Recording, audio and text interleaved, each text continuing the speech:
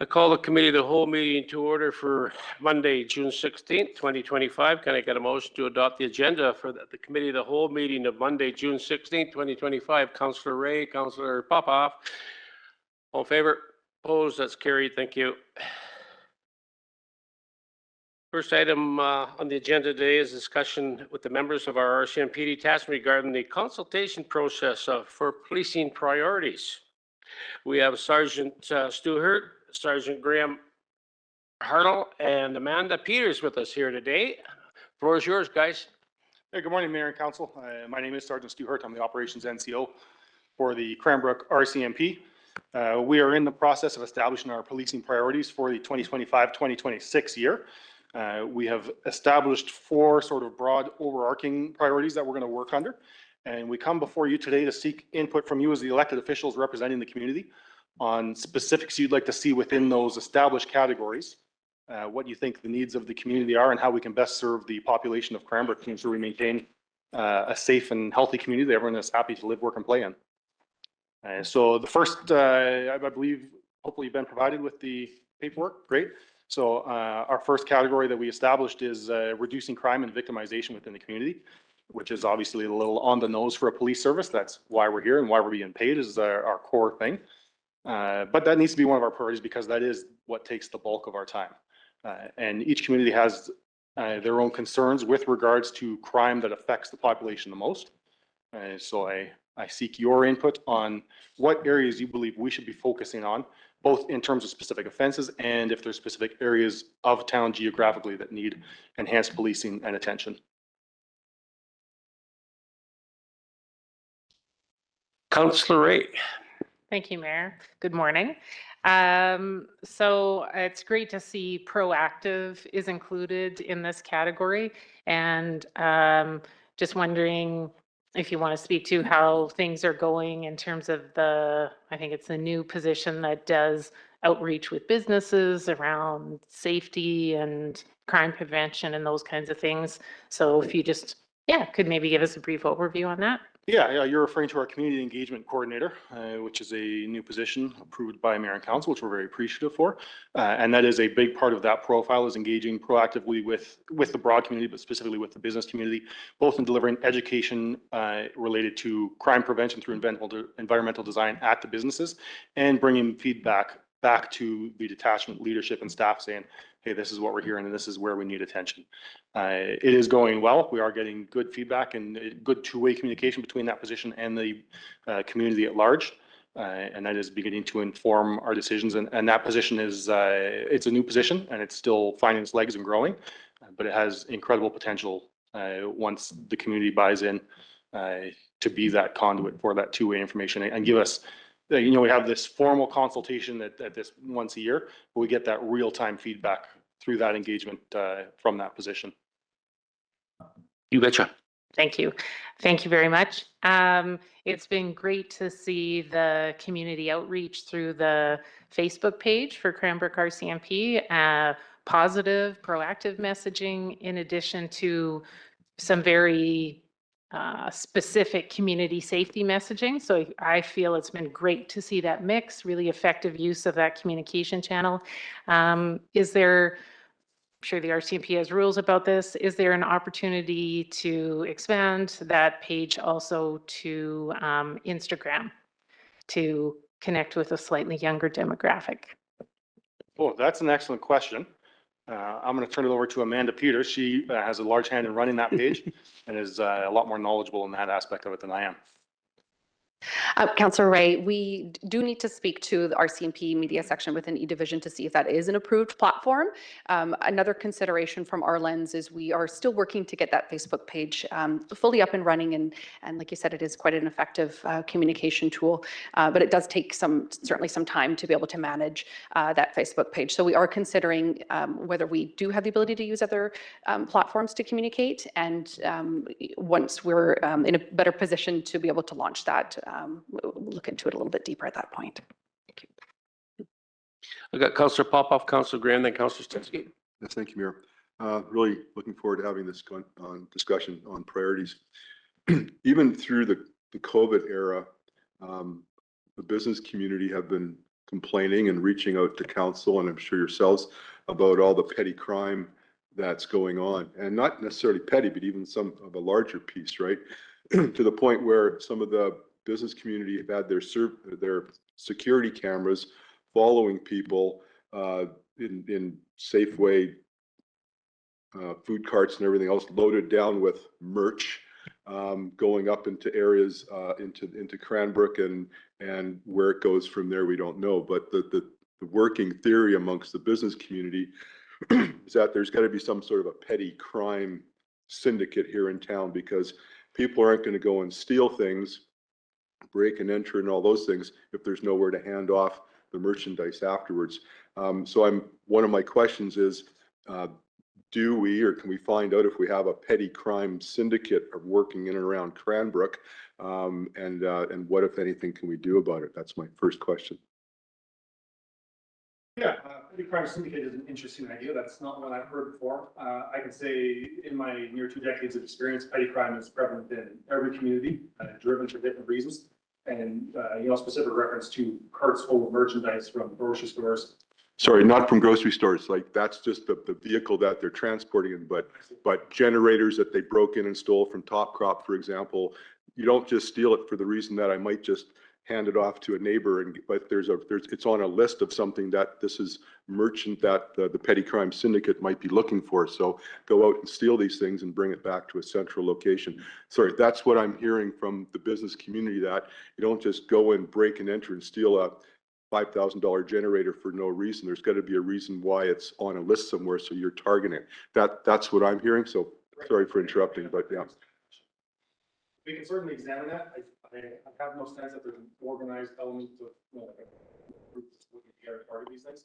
There are always items that are in demand, high value, electronics and people at food stores, generators that can either be traded directly for other commodities that people have a need for to use their lifestyle, or can be sold off to pawn shops, often for pennies on the dollar. Pawn shops consistently take certain items, so that's why those items are more frequently targeted. Thank you. And again, during the COVID time, and we were having one of those chamber visits or get-togethers, and they were showing us videos of these people in their Safeway carts pushing them up the hill. And that video, I think Sergeant Barry Graham was shared with him as well for follow-up. So there has to be, to go out and do the crime, you need to know how you're going to be handing it off. And I'm assuming the pawn shops are being you're on top of the pawn shops for what they're doing, but yet the crimes are being done for merchandise that they know that there's a market for. So whether you call it a petty crime syndicate or not, there's a supply and a demand, and how do we stop that, I guess, is a priority for me. Yeah, there is, for sure there is supply and demand. And say, for it to be organized between a group of local thieves is unlikely. Whoever receive those goods are perhaps more organized, they can move between communities. So if there's 3 generators stolen here in town, we're absolutely on top of pawn shops. They provide pawn sheets for everyone. We can go through and look at them. But if you are sort of the next level up and organized enough, you shot level off to, say, Lethbridge, Calgary, you can get rid of no one's ever going to find it. So. Thank you. So I'll call it a syndicate, but I mean, if we can start breaking into some of those, that might deal with a lot of the challenges that our business community is having. And secondly, Mr. Mayor, we have youth dying of drug overdose or poison drugs. And I think as a priority, how can we get into those areas of illegal drugs being sold to our youth in our community for various reasons? And, Councillor Sesky did a resolution to UBCM on the consequences of our youth overdosing and dying from illegal poisonous drugs. And how do we break into those circles and get rid of supply of illegal drugs, poisonous drugs to our youth? That would be a huge public relations piece that we could really take a strong role on. Yeah, absolutely. And I will put that down. And that is going to be both an education and an enforcement piece Absolutely. For that. Thank you. Councillor Graham. Yeah, thank you. Just have a couple questions similar. The first one is similar to what Councillor Popoff is on, is how do we, one of the things I think you need to look at is focusing on those that prey on the vulnerable population and crack down on the fencing of stolen goods. I think if we can deal with the people that are selling the product or getting the product or preying on the vulnerable, I think it would change the solution, because it definitely is happening in the community. The other thing is shake down the low-level dealers. We know that they'll never go to court. We know that, but haze them, make their life difficult, they'll move on. I think that needs to be a focus. And whether we put together an integrated task force, plainclothes, but shake down those low-level dealers that are selling the drugs and pushing it out there, I think we could see a change there and really put a focus on that. And the other one I was kind of curious about, and because we need to see some change in the way the revolving door is happening in the courts. And I know it's not necessarily a policing thing, but I think a messaging thing could be is, we spent $35,000 bringing in ERT to Cranbrook to capture somebody, and the next day they're back out on the street. So I think the public needs to know, like, how much it costs to bring in these special units, and then that these people are back on the streets. And it raises awareness and puts some pressure on the courts. And I think that might be something that would, we might, it's a slow game, but at least people understand the cost, because it's not cheap to bring these units in. And we pay for it, and then to see that same person out a day or two later, and then they miss their hearing, so now there's another warrant out for them, and you just see the names, and it's like, okay, we spent 30 grand, we caught them, now they're out, they missed their hearing. So I think that's something we might want to look at, is just a messaging around that, and that might as well help with that component with victimization in the community. Yeah, excellent thought. We as the police have to be very cautious if we're seen to be criticizing courts and court decisions. We're two independent systems, and I can see some heads nodding, so you understand. I won't go into too much depth, but I am. If you haven't received word, you mentioned the cost of bringing ERT and those other units in. They are moving to a fully funded model, so moving forward in the future, there should be no cost associated to having them come in. That doesn't solve the issue of people getting out soon, but it will reduce costs for accessing those services. Yeah, and it's not about criticizing the courts, it's just letting people connect the dots themselves. It's just A, B. There's no criticizing.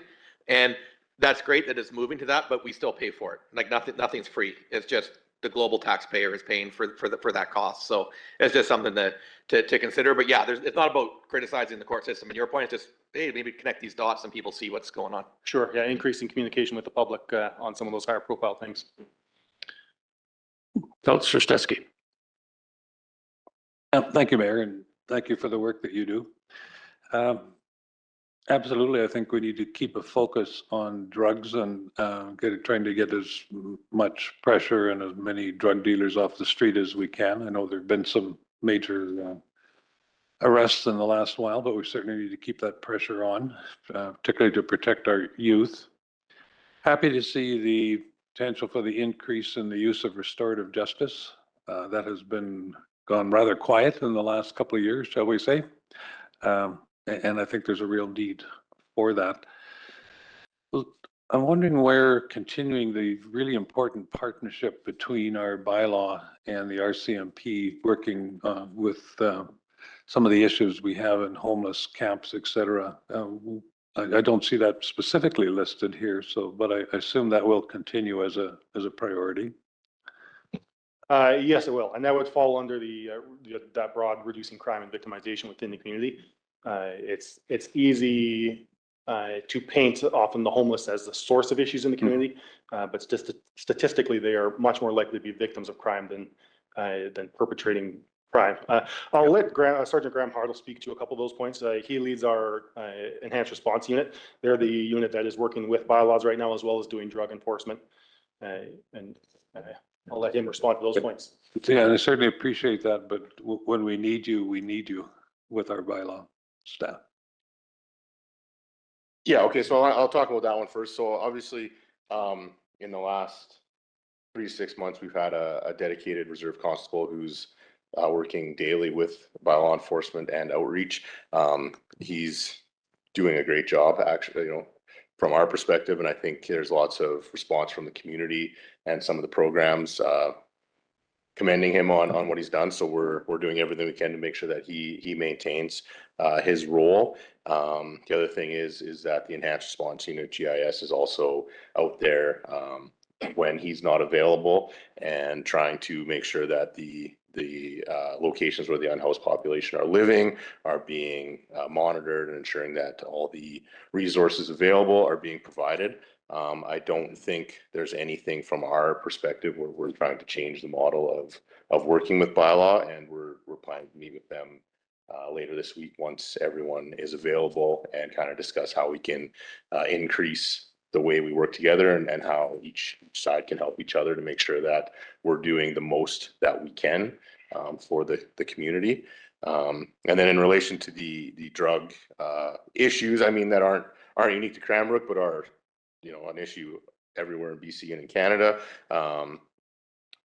We have the enhanced response unit that deals with obviously drug-related offenses, but also any major offense. So there are times when something serious happens in town where, unfortunately, proactive drug work does take a backseat due to the resourcing. But at the same time, over the last 6 months or so, we did a major project with CFSU out of Kelowna to target low-level drug dealers, which was reasonably successful. And the intention is to have them come back and have another weekend of scenarios, undercover projects, where we're trying to gather more evidence against some of the street-level drug traffickers. And then at the same time, when available, and there was one a couple weeks ago where they're writing search warrants for street-level drug traffickers' houses, and trying to, it's never going to fully eliminate it, but at least disrupt their ability to sell drugs and know that they're on the radar, and take it from there. So it's a constant battle from our end, as it is from the communities, but they definitely are doing some good work, and are working on targeting the drug issue that's happening in the community.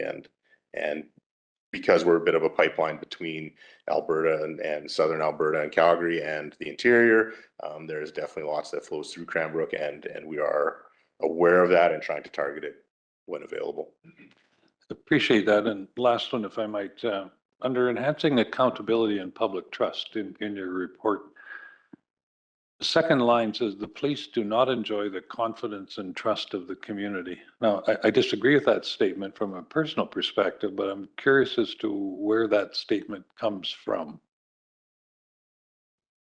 That may have been a typo. It should say the police do enjoy the confidence, trust of the community in the broad sense. Okay. There is feedback that comes in. If, you know, people say, I don't want to call the police because nothing's going to happen anyway. And we'd like to eliminate that and get around that. I'm not going to sit here and promise that every call is going to be solved. We're going to have 100% clearance rate, and, you know, anyone who crosses the line is going to be held accountable. That's unrealistic. But we will do everything within our capacity to respond to the public needs, to respond to those calls for service, and to put in initiatives that serve the public's needs. That would be a very positive edit. Yeah, that's Take that one quite word. the typo. We do generally enjoy the trust and confidence of the community. Councillor Peabody? Thank you, Mayor. Yeah, similar to what Councillor Ray was commenting on, just with the Facebook page, I think that is fantastic. Amanda, I'm sure you're monitoring the comments on there too, because I've noticed, like, especially if there's like a car accident or something like that, there's always like the phishing scams, or like people are commenting, just linking to links that you should not be clicking on. Yes, Councillor Peabody, absolutely. We do try to monitor the comments as often as we can, and remove them or hide them as quickly as we can get to them. Absolutely. We try to provide a balance between the community, you know, having a voice and providing feedback, and drawing a line when we do see some of those more concerning posts. We will remove them. Okay, great. And it is nice because, like, you know, there's especially with local news, there's very limited ways to actually get firsthand information. And there's a lot of, you know, fabricated facts out there, especially, you know, when people start, you know, chirping on comments and stuff. So it's nice to have some firsthand information as far as what's happening in the community. So that's great. One thing that I've heard commented on recently is, I guess our CMP officers bringing individuals to the hospital that maybe should be going to the drunk tank as opposed to the hospital. I'm just kind of wondering what sort of relationship does our RCMP have with, the doctors and the nurses in the ER center? Is there good communication there? And I just want to make sure that we're not, unnecessarily eating up our healthcare resources, but also, unnecessarily eating up our police resources. Just wondering if you can comment on that. Yeah, absolutely. We enjoy a good working relationship with the hospital. We meet monthly. We have a joint meeting of stakeholders, so hospital, emergency room, mental health services, BC ambulance, police, all gather to discuss joint issues such as that affect us. So we have continuous open lines of communication between us. With intoxicated persons, it's often a fine line whether they are a criminal or a medical issue. At a certain point of intoxication where someone is unable to care for themselves, it does become a medical issue. And of course, doctors and nurses don't want to spend their time babysitting intoxicated people either, but that's always a bit of a contentious judgment call at times. And just, I guess, while we're discussing, since we're sort of bleeding into the other points, so I mentioned the reduced crime and victimization with the community.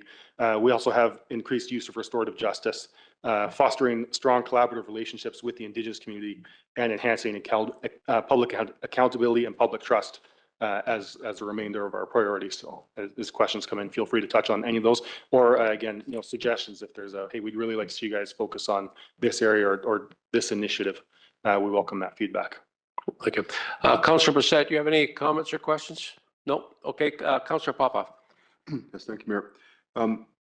The bail reform that Councillor Graham referred to, I can just report to you that at our FCM, Federation of Canadian Municipalities, those were issues on our agendas for that.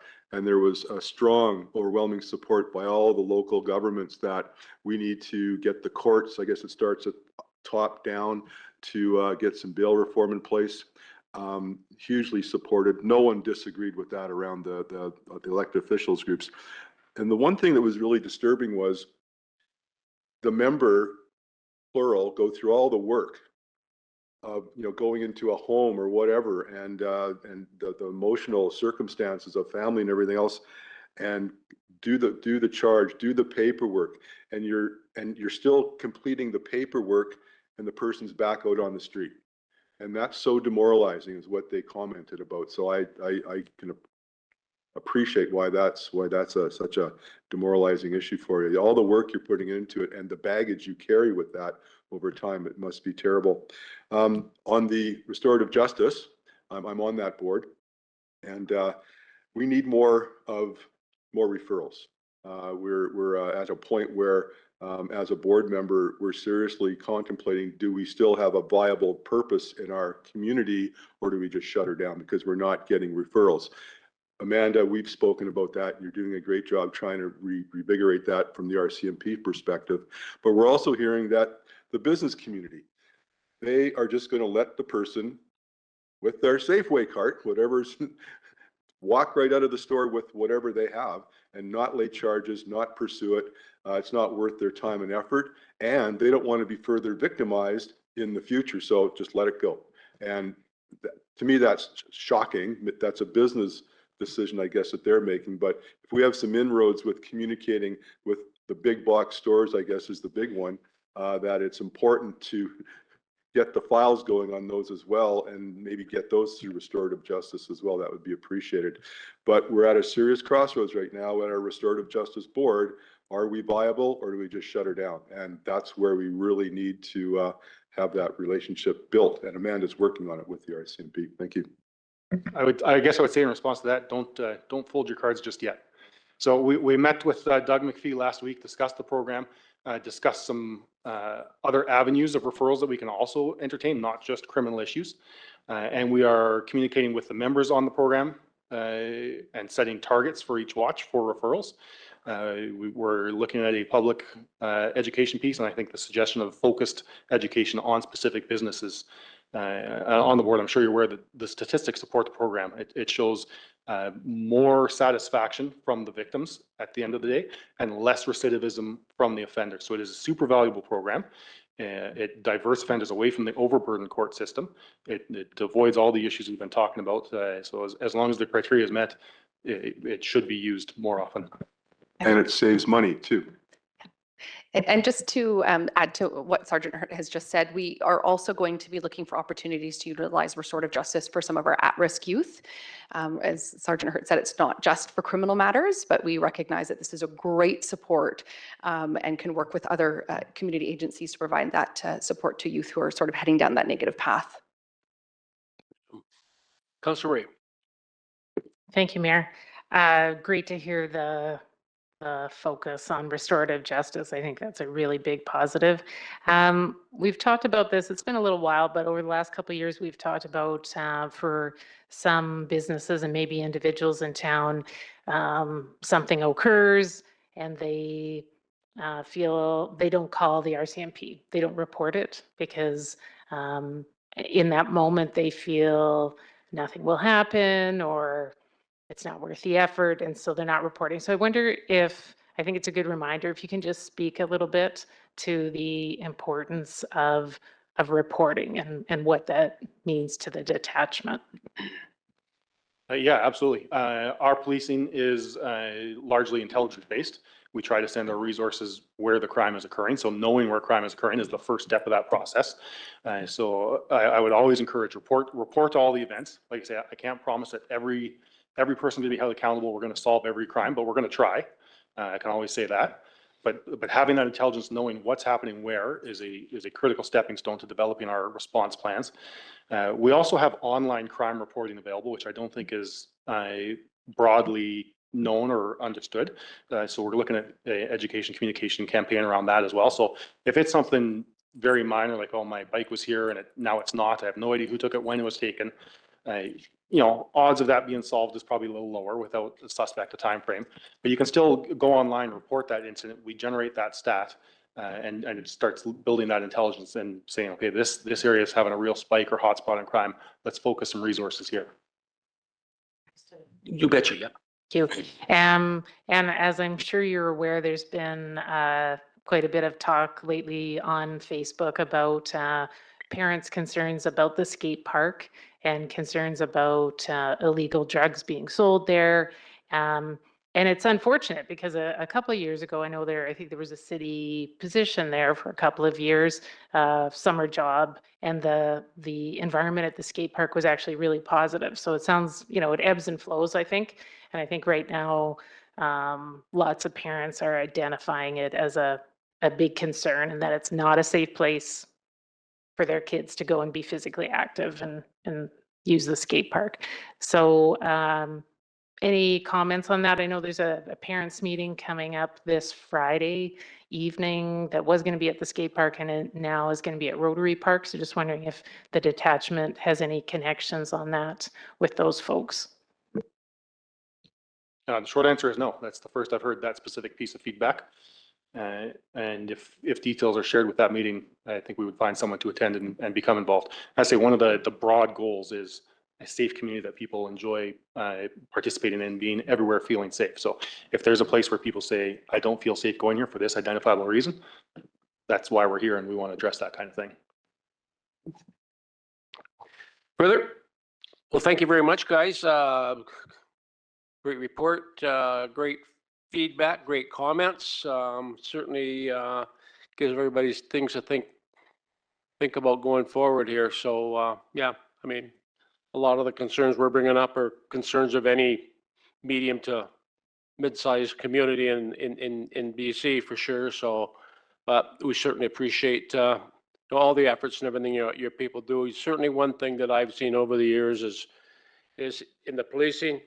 I remember the policing in the 60s and 70s and early 80s, and I can tell you your members today have a whole different way with the public, and they're so tolerant and they're so respectful and they work so well with the public. And when you see them, putting forward that type of effort and it's real, it's got to be difficult on them sometimes with the lack of respect, that we've seen out there nowadays, and even the lack of support, from the senior levels. We know we need judicial reform and things like that. The policies do have to change, but certainly, from my perspective, every one of your members, I'm so appreciative of their methods and their efforts in policing today. So pass that along, please. Yeah, thank you. I will. Policing can be a tough road to hoe, and people don't generally join because it's a glamorous profession. But we, particularly in the Cranbrook detachment, enjoy an incredibly high caliber of member that across the board are serving with dignity and honor. I will pass along those remarks. And I guess just in closing remarks, thank you for your feedback. And we also welcome public feedback. This is a formal process, but if anyone wants to pick up the phone and call in, report a concern, or just ask questions about how we police, we're very open to that.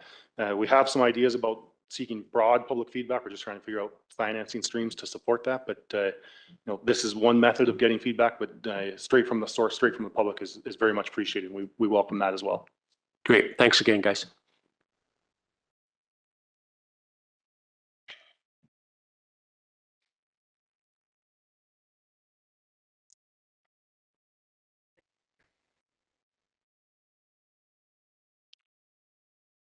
The second item for discussion today is a discussion regarding solid waste, childcare, and gymnastics survey. We'll ask, we've got Tony, Cameron, and Mark going to speak to this. And Tina? Yeah, maybe I'll just introduce the discussion here. So we're at committee of the whole. So council and regular council last week received the presentation for the public outreach that we did on all of those areas that council wanted more information and how the public felt. So today at committee of the whole, we can dive in a little deeper and discuss those, and then council can decide if they want them to return for a decision in a formal council meeting in the future. So the first item is just to go through the questions and what's next for the garbage and recycling questions that were asked.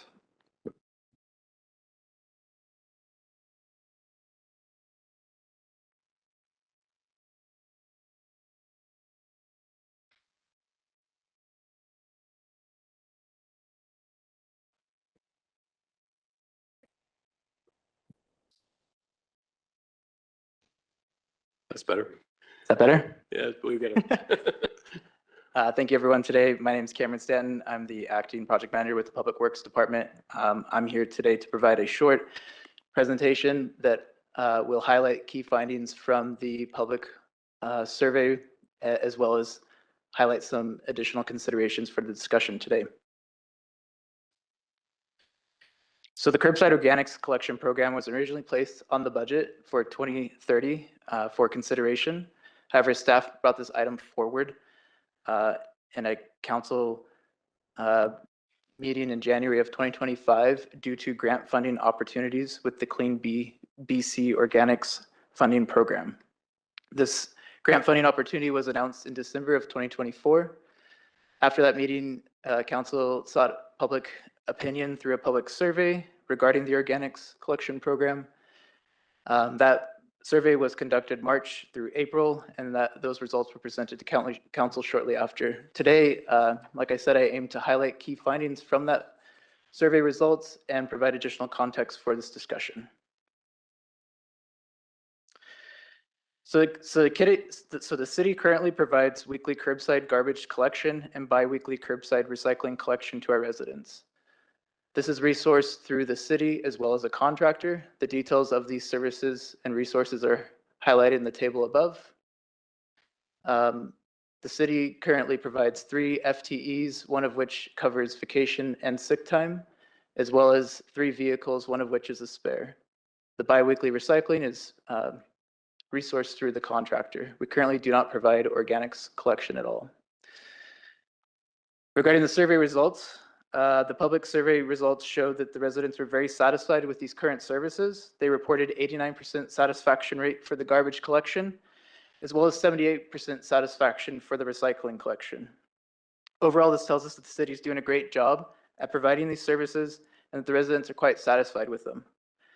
This also suggests that any changes to these services have potential risk, such as the decrease in satisfaction. So biweekly garbage was one of the changes that was in the public survey.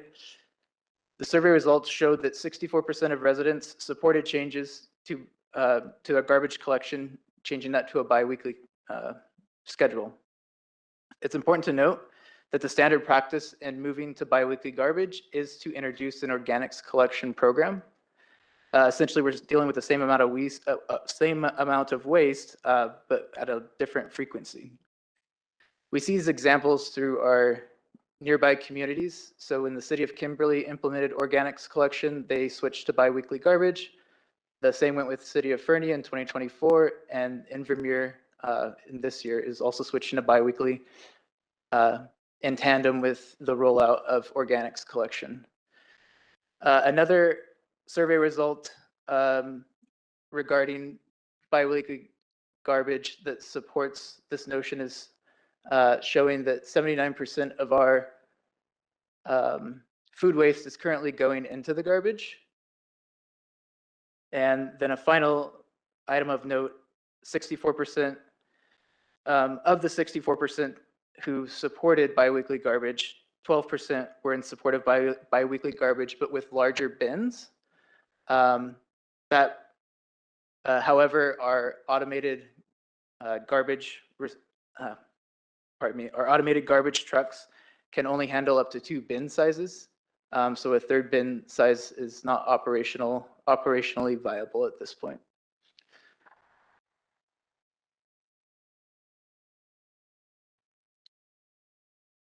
So in-house, bringing recycling in-house was not a specific item on the public survey, but it's worth considering in this discussion. So our current contract with GFL expires April 30th, 2026. There's potential cost savings for bringing these services in-house. However, it may be difficult to achieve that within the time frame of this contract expiring. We could potentially negotiate a shorter contract with GFL as we do bring these services in-house, but that limits our negotiating power. We have missed the opportunity to purchase a new automated recycling truck for the 2025 budget, but there could be a potential of looking at purchasing a used truck. Regarding the contract itself, these are only estimates at this point, but if we did want to just renew the contract as is, there's a kind of three different scenarios outlined in the presentation here. So doing a 1-year contract, we'd see about an 8 to 12% fee increase, and that would be the scenario of bringing those services in-house. If we kept the contract the same, which is a 3-year term with a 2-year extension option, that includes an annual CPI adjustment, we'd see about 2 to 5% increase in those fees. And then a longer contract term in the 5 to 7 year range would give us more greater negotiating power and a lower increase in those fees overall. So regarding the organics collection results, which I would say is probably the main item of the survey, we see that 51% of residents did support curbside organics collection program. However, 44% did not support this program when it came to additional costs to the taxpayer. Furthermore, 51% of residents did not support biweekly garbage collection with the introduction of organics collection services. So this suggests that there is some interest to the program, but residents do not want additional costs. There may also be some educational opportunities about the organics collection, given that 24% were undecided. And there's, I guess, some discrepancy with 64% who were in support of biweekly garbage, but then with the rollout of organics were not in support of biweekly garbage.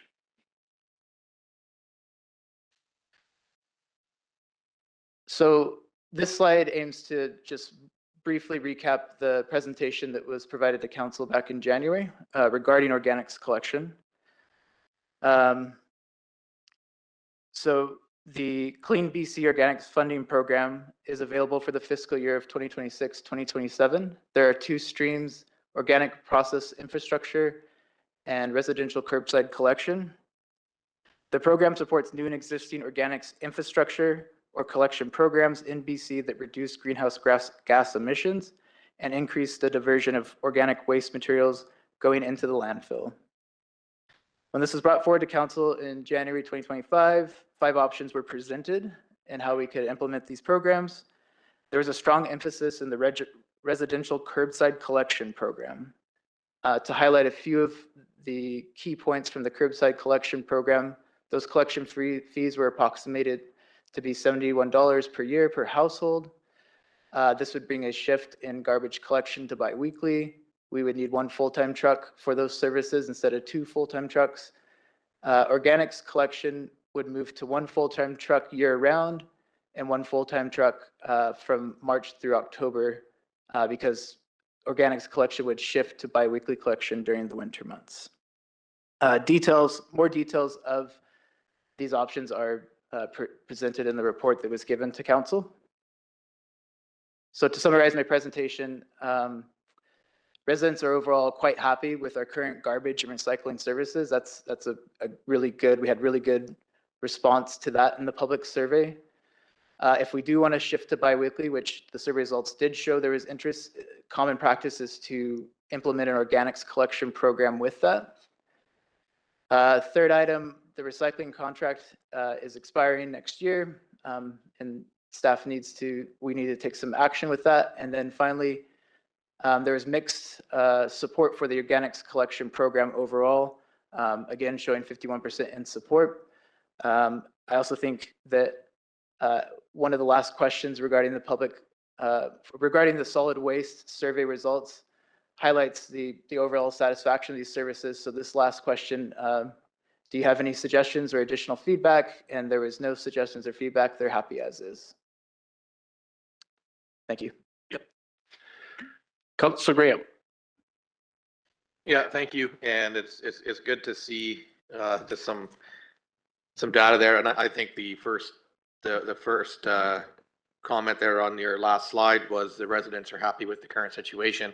So that would lead me to believe that they're happy with that. So we should be looking at renewing that recycling contract with GFL and let it run as it is because people are happy with the job that's being done. When we look at organics, I think that there's not a groundswell of support. And I think there's ways that, again, private company can come in, someone can hire, Lomi or something else to deal with it if they want to pay for it. Awesome. So like, I'm quite content with where we're at right now. Councillor Popov. Yes, thank you, Mayor. I agree with Councillor Graham. And further to add to it from a odoriferous point, that is a word, by the way, having spent some time in Ottawa last couple of weeks ago at my brother-in-law's place. So we're going for a walk into the neighborhood, and it was compost, recycle, and garbage day. So the odors as you're walking around the neighborhoods was horrific. I mean, why would you want to put yourselves in that kind of environment? We're going to have the same weather in the summertime as they do, and it's just it's unbearable. Plus, the skunks and the raccoons and the dogs and everything else are breaking into these, and now you've got waste all over the yards and the streets and the ditches. So I think that the composting thing, let's just table that for the time being. I don't think we have a mandate based on this statistical survey to say it's in demand right now. I agree with Councillor Graham. Let's just put that off to the side. Let's keep going with our current recycling program. 2.5%, that seems to be standard increases nowadays. If we actually want to see what the interest of the public is, and I've said it before and I've got shot down, but we have an upcoming election. Let's put it on the ballot as a referendum. What does the public want? Realizing, the stratas don't qualify, but if you're not a strata, what do you want? Here's what it's going to cost you as a taxpayer. And is this something we're interested in? It's not binding on the next council, but it'll give them a stronger vote at the poll about what they really want and what they don't want and what they're prepared to pay for. Something to think about. Thank you. Yeah, I think everybody's going to have a comment on this, so we'll just do a round table here. Councillor Ray. Thank you, Mayor. One of the things that stuck out for me, and I appreciate that the best practice, like for the professionals who work in this all the time, the best practice is to go to biweekly garbage paired with organics. But when we look at the actual survey results, the question to the public was just, would you support decreasing garbage collection to a biweekly collection service? And we had 53% in favor, yes, with my existing bin. And then another 12%, yes, if I could get the super duper large bin, which I understand is not possible because of the way the trucks are set up. So that's a good clarification. So, you know, that's what so 53%, it's a majority, it's a small majority.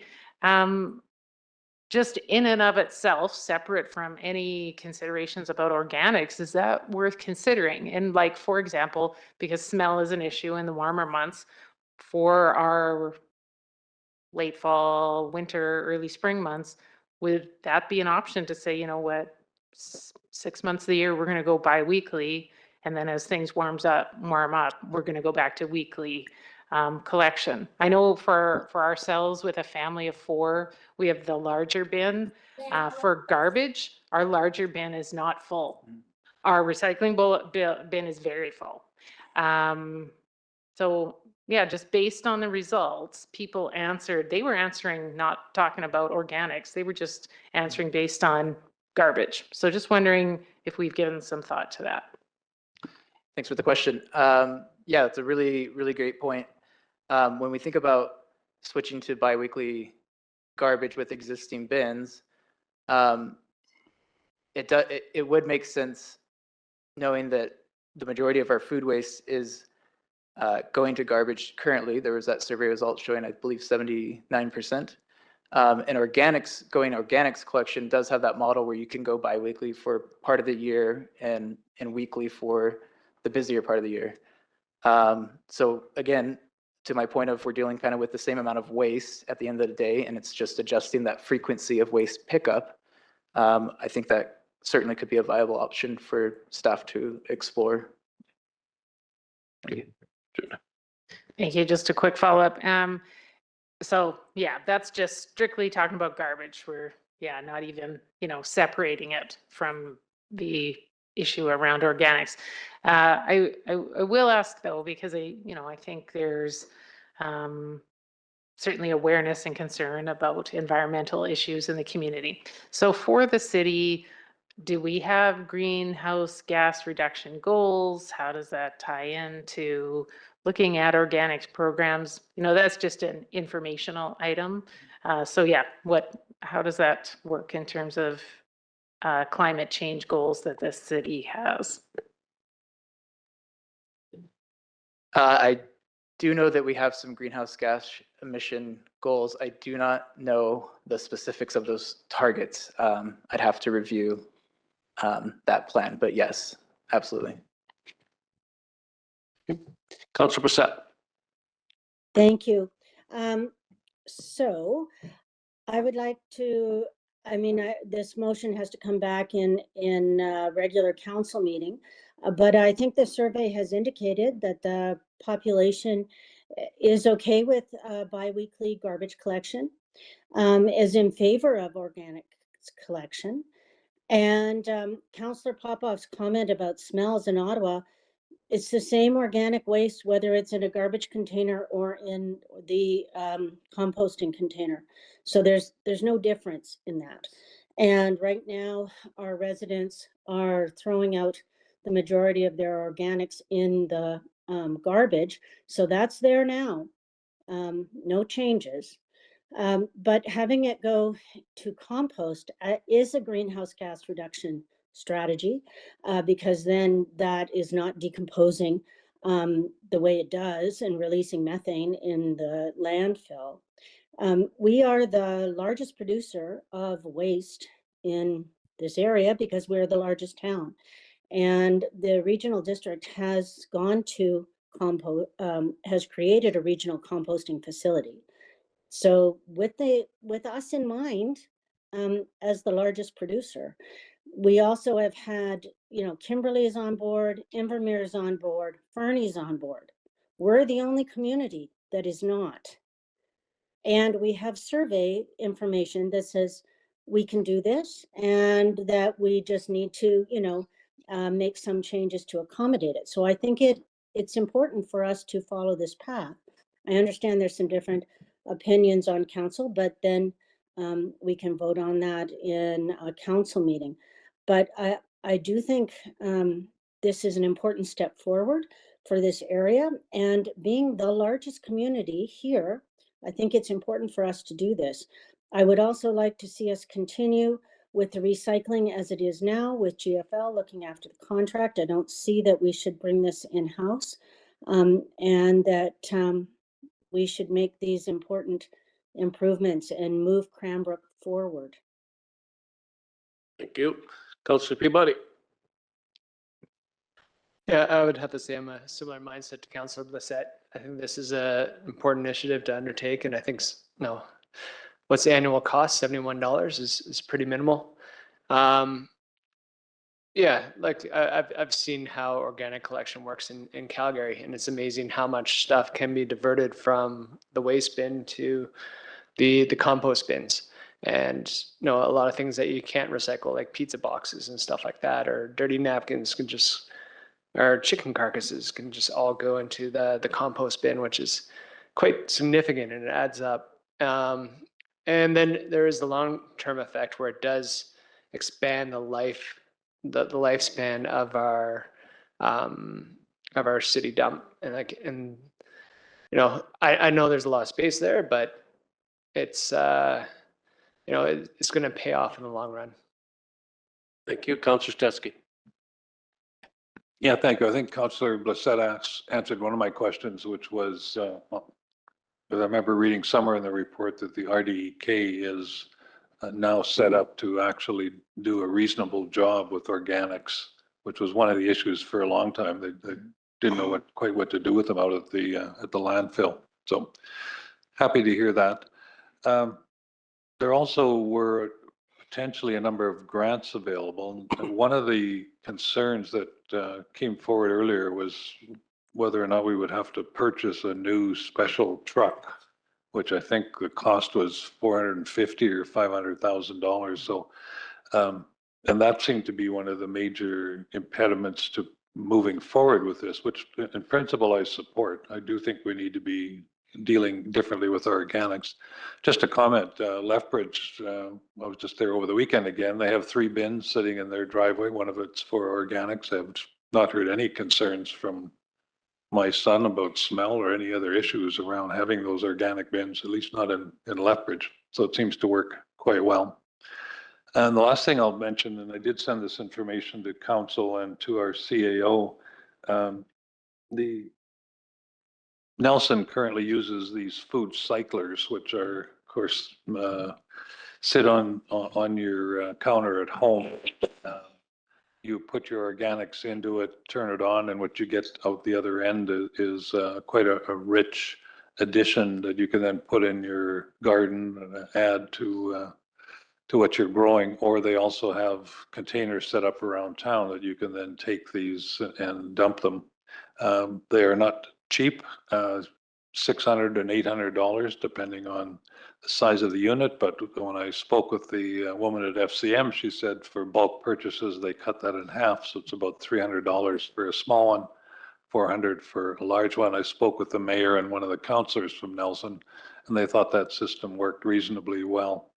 So just as another option to, but if the regional district is spending our money, because in the end, we certainly pay into the regional district to manage organics properly, then again, that might be the best route still, is to go with a 3rd bin and go into their system. And I didn't quite understand your graphics in the presentation, because the initial indication was that a majority of people supported going to organics, but your last slide indicated, if I read it right, that there was very little, if any, support really in the end for going to organic. So you confused me a bit there, because the survey seemed to think a majority of Cranbrook people were in favor of it, at least in the first graphs that you presented.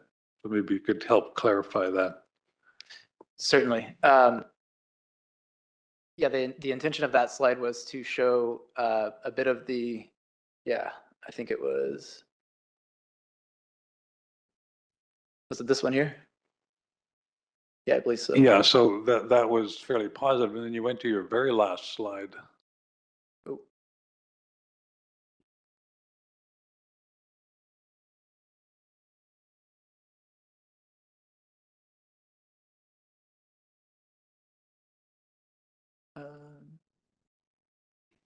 That one.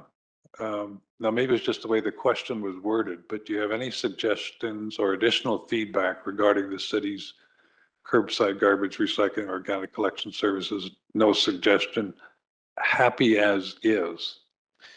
Yeah, so the intent of showing this following the organics collection results here is to show that, I mean, there's kind of some mixed signaling.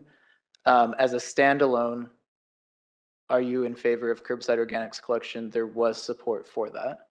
And I think it's important to note that this question encompasses the collection services as a whole, takes more of a holistic approach. And the intent of this was the final question to the solid waste survey questionnaire. And the intent of showing it today was just to highlight that the way the city is conducting their services right now regarding garbage and recycling is that folks are quite happy with that. But again, if you go down that, you come to support organic waste collection, only 4%. Concerned about organic waste collection, 4%.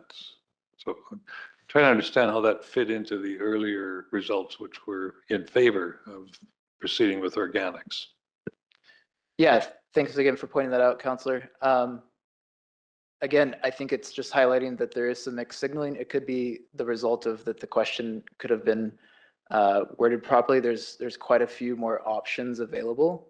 And I mean, speaking from personal experience, we all know if we're filling out a survey, we get to that last question, it might not have our full attention anymore at that point. So I think that's really as far as I can speak to it. The results, these results are directly from the public survey itself. Sorry, the last question too is the intention was a catch-all for comments, and so those weren't specific questions and the answers. That's just the summation of what we heard. So it's just giving people a chance in case there was some big thing out there that we didn't capture in the formal questions. It would have got picked up here, and what this is telling you is there was nothing. We didn't miss anything in the formal questions. That's really what the story it's telling. Before I move around again, a couple comments. What I see is 71% are happy as is. And then on the other slide, I think it was 44 and 29, 44% said they do not want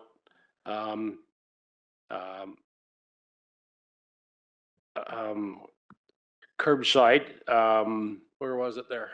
Yeah, 44 do not want organics, and then 29% says they don't want it if there's a fee. So, that's pretty overwhelming. And I think everybody would want everything if there's no fee attached, but we know there's going to be a cost to this. So, the way I'm seeing it now is certainly in the last few years, the councils have brought in curbside garbage pickup, which has certainly been a benefit, and then recycling. So, there's been a couple of initiatives that made quite a bit of difference. I think right now we're fine with that. Leave it for the next council. It's only a year and a bit away. Let them make that decision. We looked at our last budget sessions. We were in there trying to cut $10,000 and $20,000, to get down to the magic number. We know this is going to be an added cost. So I'm saying, yeah, leave it on the table.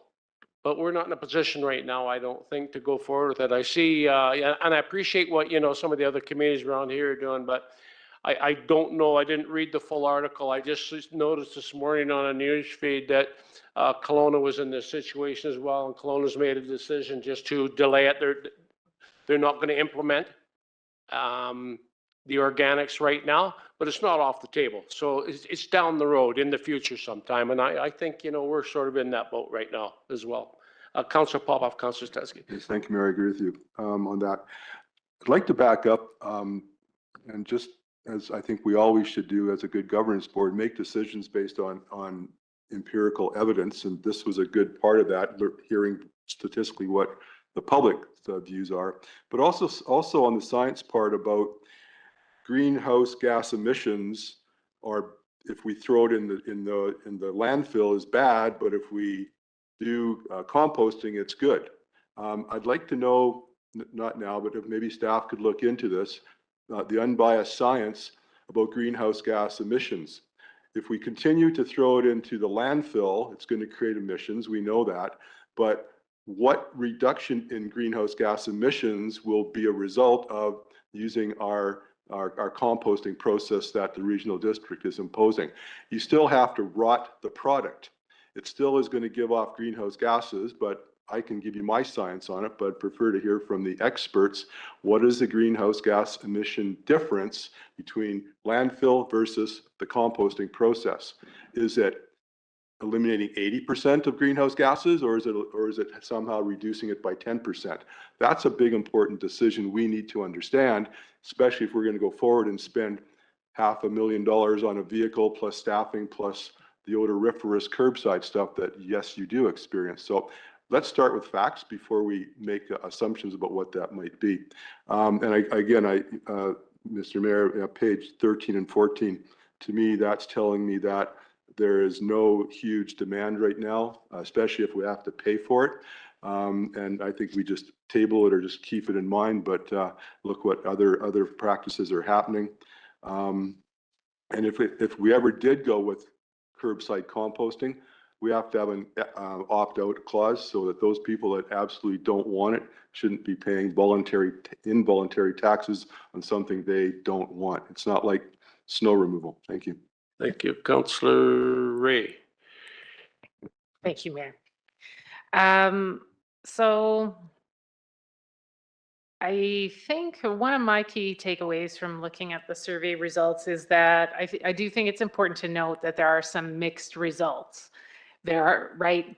So, you know, I think we need to be cautious. We say, well, I like that slide, so I'm going to hang my hat on those results. But then on another slide, there's slightly different results. So I just think we need to be, right, just conscious that there's, yeah, some mixed messages we're receiving in these results from the public.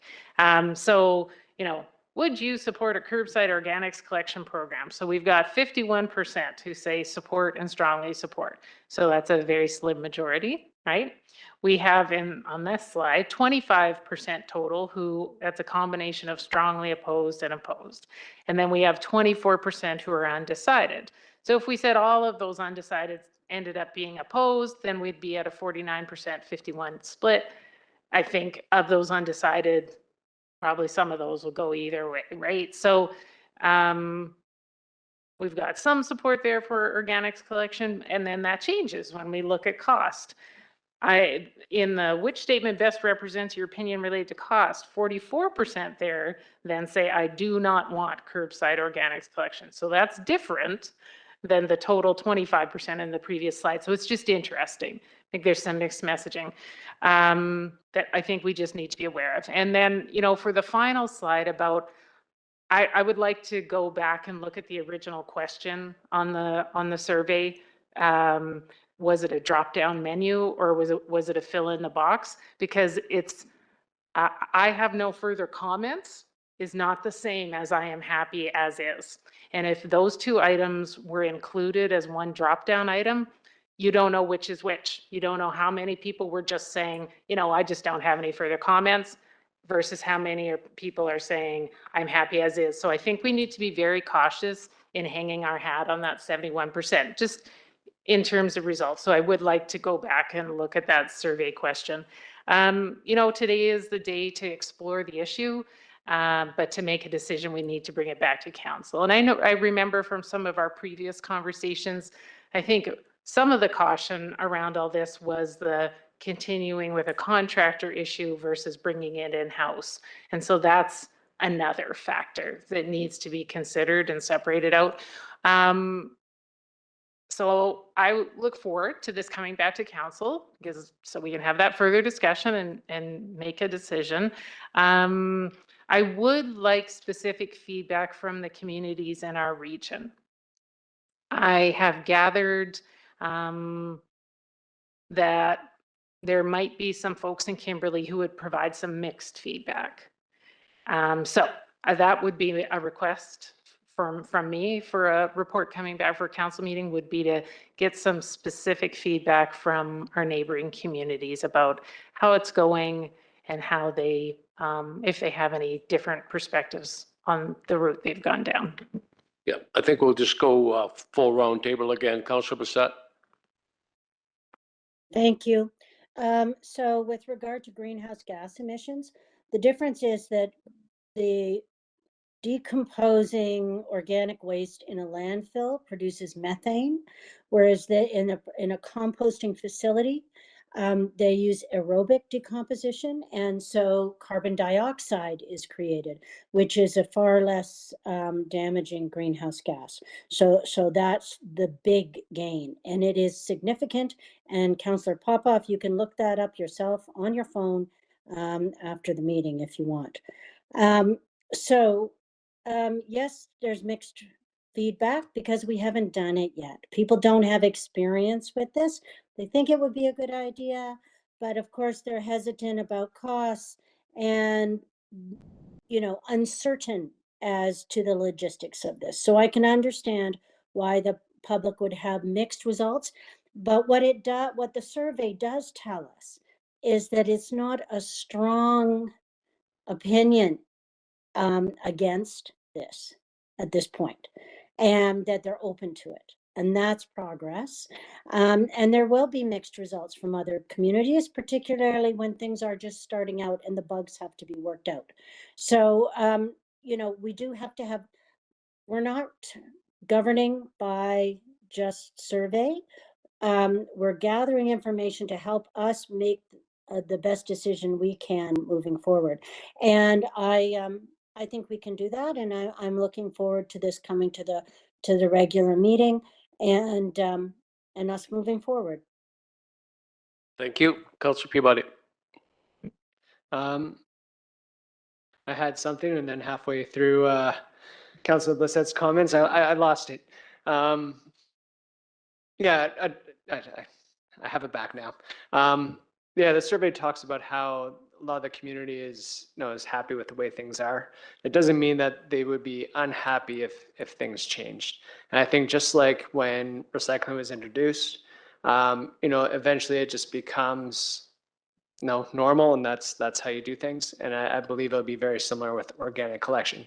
It'll just become common practice, and people would be just as happy with organic collection as they are now with recycling and garbage collection.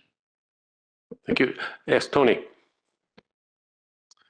In one conversation we have had as staff, and we couldn't find much research on it, was bi-weekly garbage and bi-weekly organics year-round. There would be no additional vehicles, but just some research into it. It doesn't seem to be common, but if it's something else you would want us to bring back to the table, we could bring something like that back. Thanks, Tony. Councillor Stetsky. A couple of things. So can you just take us briefly through the grants that are available to help offset the costs? There's some mention of them in the report, but there is provincial money available potentially? And I have some follow-up questions as well.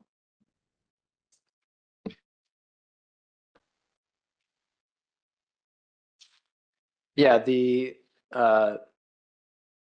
largest program that's kind of the key focus to the report is the Clean BC grant funding, and that provides up to 2/3 of the costs to implement the organics collection program. That's detailed in the second table of the report.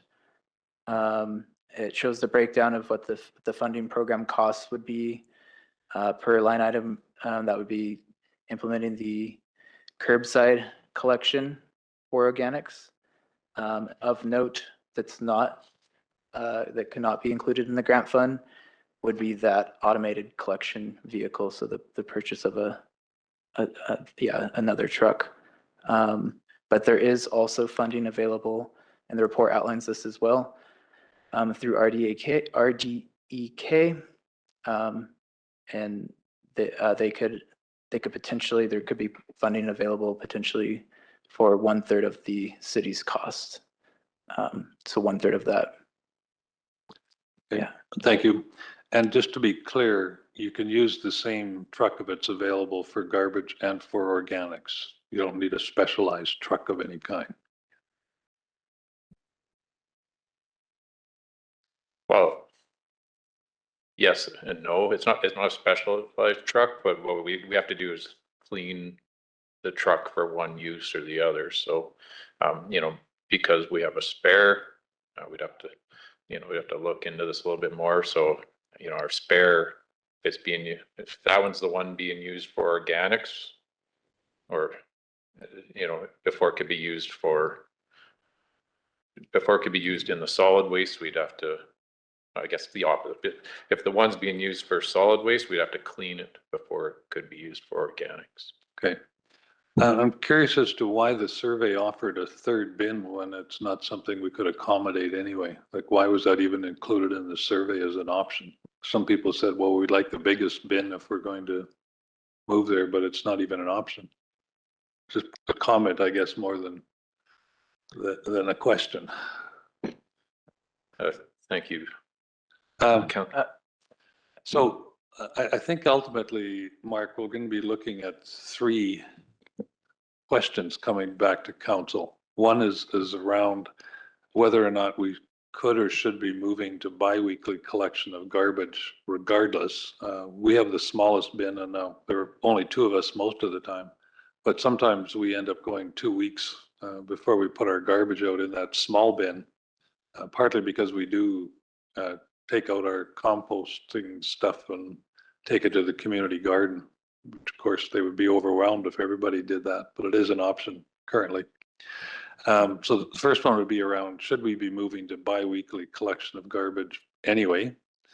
The second one is the question around GFL and recycling, whether we should continue with that or not. And then the third one is adding organics to the mix.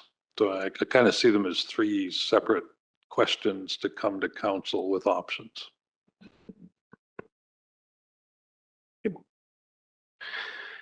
Anything further on that topic? I think we've pretty much exhausted it there. And then we'll now look at the gymnastics survey. Childcare and gymnastics survey.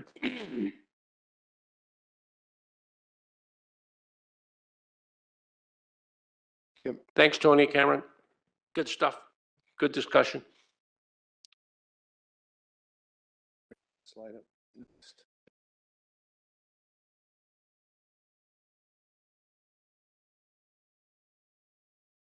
All right, so the next one, just texted the planning and engineering staff will attend as well. So one of the questions in the survey was regarding the letter the city received by the gymnastics club looking for a location for their facility.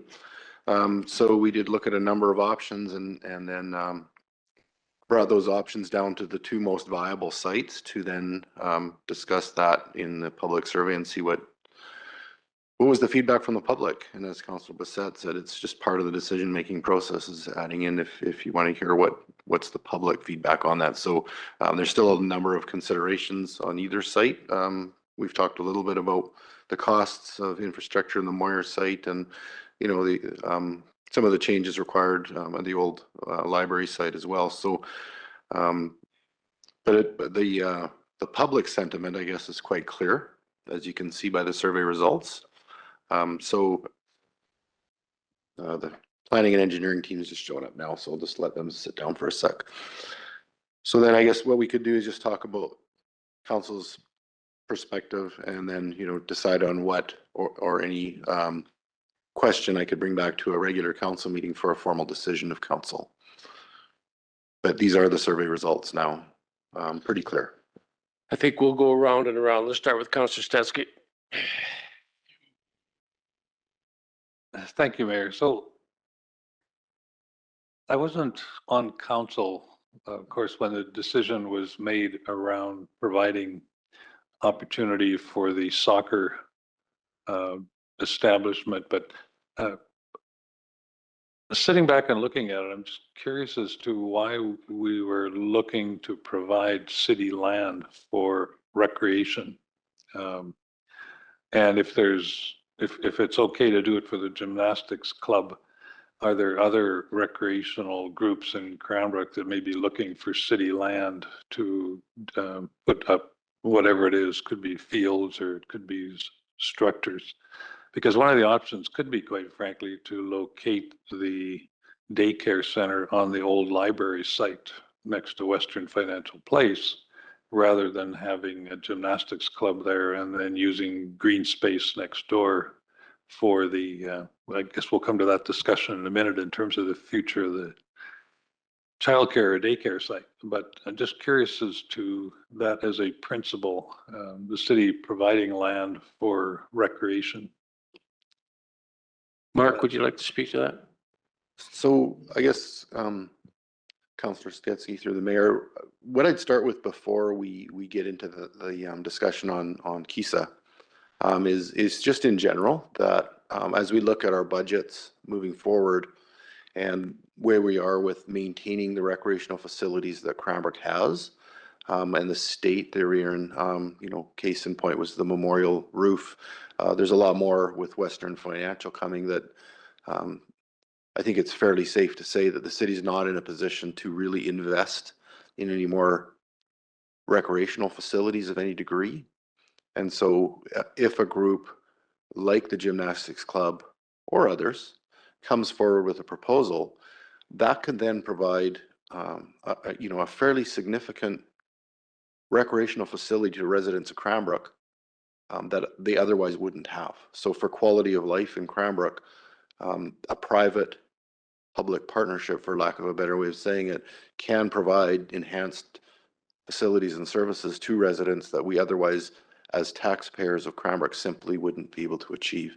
Because I could tell you the cost of that facility now, I'm not sure council would be too happy to entertain. Plus, we have a lot of aging facilities that are going to require a lot of money to maintain what we have now for curling, for hockey, for our sports fields. So I guess, little example is the pickleball courts where they are overlapping with the old tennis courts, and where we'd like to take that in the future, the ball fields. There's a lot of things that are more, not everybody uses, but groups do use more than everybody. And so attracting private investment in these facilities is something that is a good move for the future for Cranbrook to provide things that otherwise we wouldn't have. And then I'll leave it to council because I wasn't here when the KISA Dome thing happened. I don't know that discussion. Thank you. Councillor Peabody. Thank you, Mayor. I think my opinion on this is, instead of taking each application at a sort of like an ad hoc approach, so every sports facility that's being proposed to come in onto city land, do we just find another little chunk in Bowman Park? I really like the idea of creating a space up by Moyer that, even though there's initial investment, is something that the city might actually profit from down the road.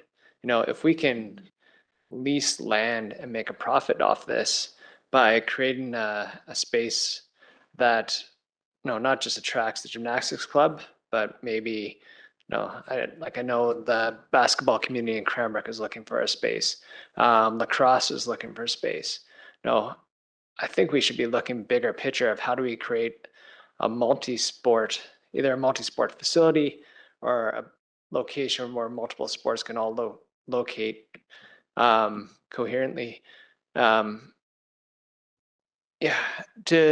jam more things into that Bowman space, I think we're just going to lose a valuable asset, which is, a highly used green space downtown that could be turned into something a lot better and a lot more beautiful than a gymnastics building that only members can use. Thank you. Councillor Bissett? Thank you. I believe we do have a location, and it is what the public has supported all around the Western Financial Place. That is our central area for recreation between Kisa, the curling club, Western Financial Place, fields adjacent to it at Mount Baker. I think we've got that, and it is a great facility that is being heavily used, overwhelmingly supported by the survey results. And I mean, lacrosse does use Memorial Arena, which is also central. So we've done that, and I think that is an important asset for Cranbrook. That's why the majority of us voted for Kisa being located where it is now, and a very successful facility being used by school groups in the day. That was a primary concern of that group in the first place, because they don't just need after evening use, they need day use. And so that central location is key to that. So anyways, this needs to, come to us for a vote later on, but I think it's nice to see some very clear results from the survey to help us make a decision as we move forward. Thank you. Councillor Ray? Thank you, Mayor. When we talk about these kinds of facilities, I'm always reminded, I think it's important that we're very specific in our language. So it's a lease of occupation, right, that Kisa is on. So it's not that the city made a land donation. It's a lease of occupation, which is, I think, the same as the bike track. It's not the right word, but the bike track in the same area is also a lease of occupation. So I just think we have to be precise in our language. It was not a city donation of land. The city still owns that land. So it's a lease of occupation, which I believe is the same discussion around the gymnastics club and the survey results. So, one thing I would say is if I would want to get updated information from the gymnastics club to see if they are still planning on proceeding with a facility that's specific to their own uses, or if there have been additional conversations with other community groups about a multi-use expanded site. So we would need that updated information, because that would impact, of course, location. Coming from the nonprofit side of things, I can appreciate the desire for, wouldn't it be great if we had a broader coordinated effort, but that's not always the reality for nonprofits. At any given time, you might have a nonprofit that says, yep, we are ready to go. We have a plan, we want to do it. And to say, well, no, can you wait, because we want to see about, if folks can come together in the same time frame from multiple nonprofits, that's great. But I don't feel good about putting the brakes on a group that's ready to go because we're waiting for some other groups that might in the future at some point be ready to go. So, I think you got to balance what's happening in the present. There's a bit of a balance there. So I do think it's important to note the results. And as I say, again, I think we'll really need to be sure that we have the current information from the gymnastics club in terms of their plans. Thank you. Councillor Popoff? Thank you. A lot of the councillors have already commented on my interests as well. First off, in response to Councillor Stetsky about why the Kisa Sports Dome, for those of us that were around the table back then, we looked at, the question was, the city heavily subsidizes the aquatic center and the arenas. Huge monies go into those, and yet all the other equally important sporting events or cultural events we don't sponsor at all.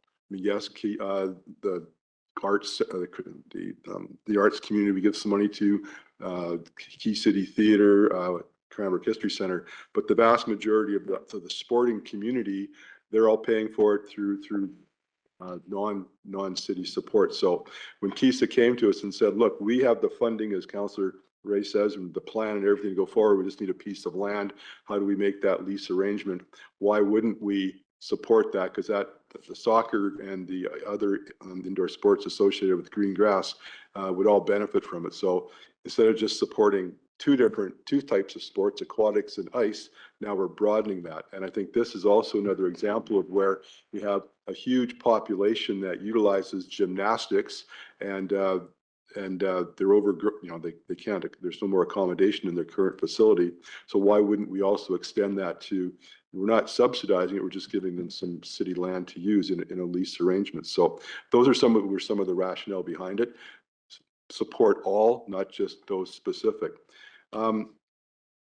With the slide here, 76 to 13%, in the questionnaire, was there also option 3, no response?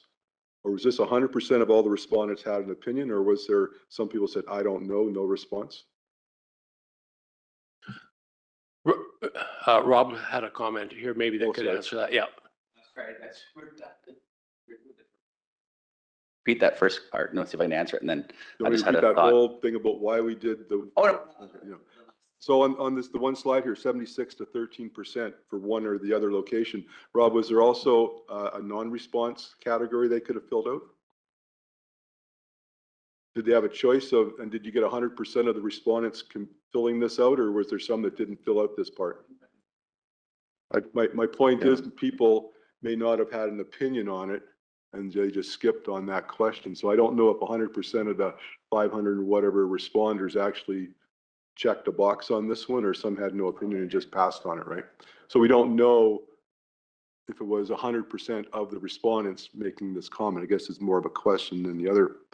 And with respect to this information we have before it, it may be moot at this point, because having talked to the gymnastics club, and similar to what Councillor Ray is saying, the gymnastics club may be moving on to another multi-indoor sports complex plan going forward. There's actually a committee struck by all the different multi-indoor sport groups, and I would suggest that the city get in contact with that group. There's a chairperson, and see where they're moving forward on. My understanding, talking to gymnastics and the lacrosse, is they actually have financial capacity to take a lead on a multi-sport complex that would be much larger than the footprint we're talking about here at Western Financial. So and move forward. So this might be moot. Maybe find out where this multi-sport group complex ideas are going, and maybe report back to council on the new direction going forward. Thank you. Couple of things, I guess. Yeah, we do have to remember, we're not giving land away. It is a license of occupation, as Councillor Ray had mentioned. There is a benefit to the city. We do receive some form of taxation as well. So there is a benefit if the city was putting facilities in there's no taxable benefit there. So, it's really a win-win. We know for the next 15 years, we do not have the capacity to be building facilities. I think that looking at the location of the old library, I'm almost certain at this point in time that it's not adequate for the current plan, even just the gymnastics facility itself. I had a conversation with a member of their executive on the weekend, and they're going, it won't fit into that footprint. We're too big for that with parking and everything else that goes along with it or whatever. It won't fit. I know they have been talking with the Lacrosse Association since then, and they were on board. So now it's expanded to that point. Since their last meeting, I believe there was a recreation committee that was struck years ago, many years ago, and they met a couple of months ago at the College of the Rockies. Just to look at this, a renewed interest in the multiplex or the multi-use. So I think one thing we got to look at, is 2025. So we've got a group or maybe two groups that are looking, for a license of occupation of some space. We got to look beyond 2025.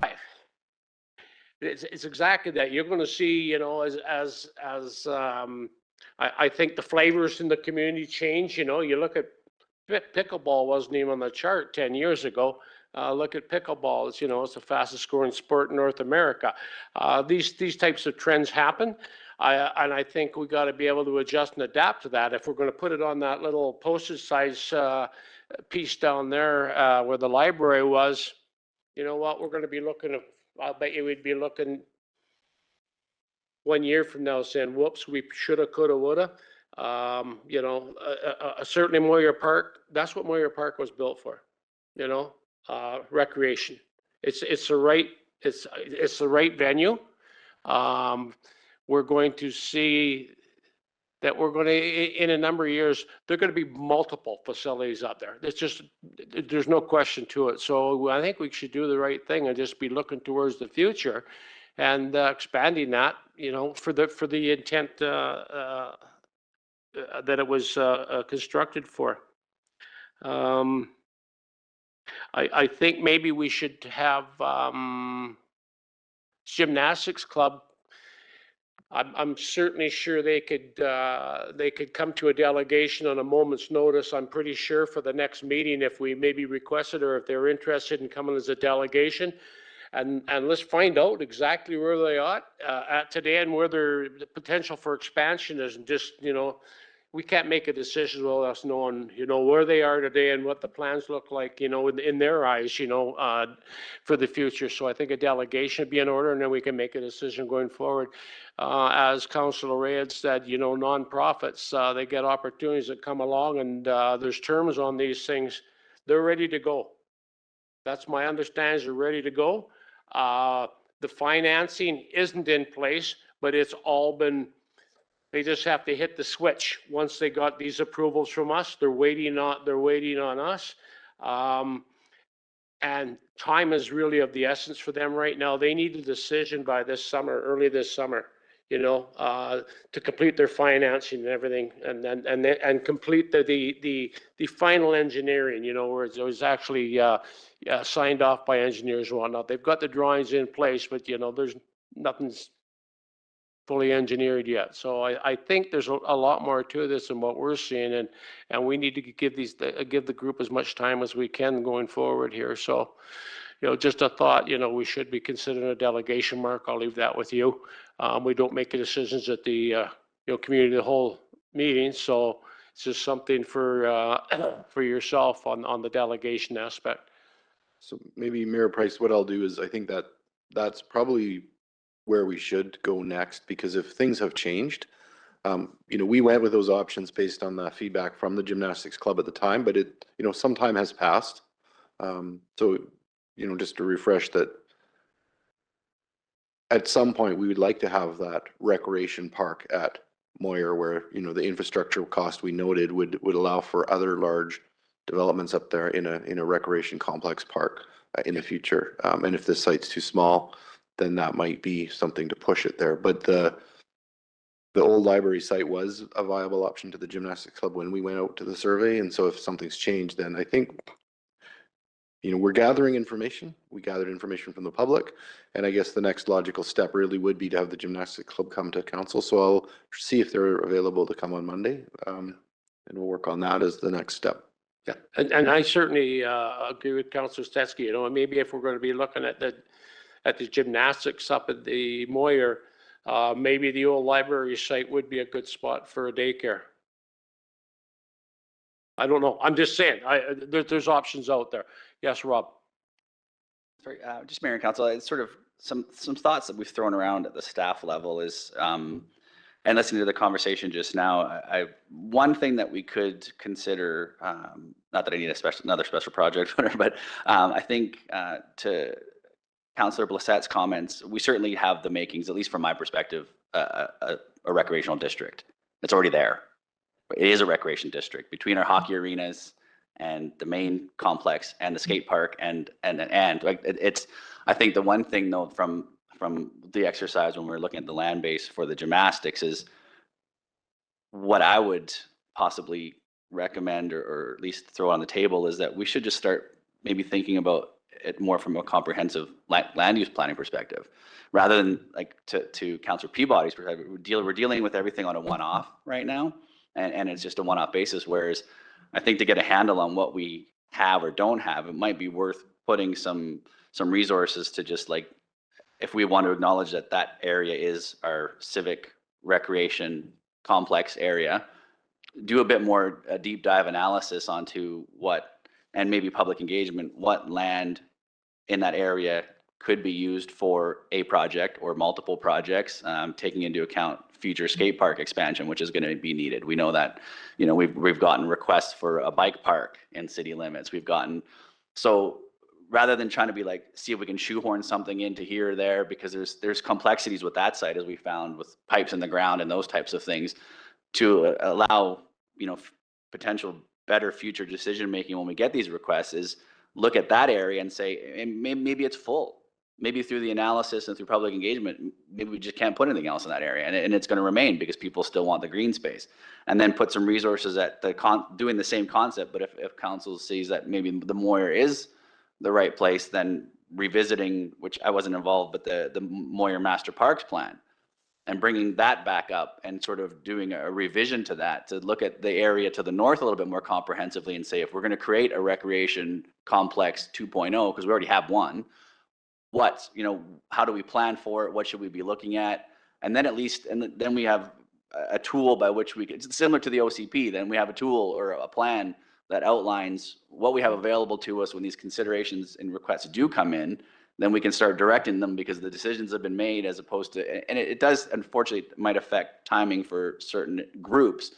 But if we can find some resources to do that, it's a bit more proactive and on our end for the long-term thinking of the city of Cranbrook. And it kind of addresses everybody's comments in that we're not dealing with one-offs anymore. The decisions have been made. This is where things are going to go. So we're not fighting with organizations, or not fighting, but it's because what was interesting through some of these discussions over the years that I've seen is, as much as we want to try and work with different organizations, I mean, we still kind of hold the cards. It's still city land. We're still going to do a lease. So we can at least then say, here's what we have on offer. This is what we've got. If it works, great. If not, you have to look at a private property or whatever the results might be. But we haven't really taken a comprehensive look at these lands, at least from my perspective in that respect. So just something to think about that's come to our thoughts, the staff level.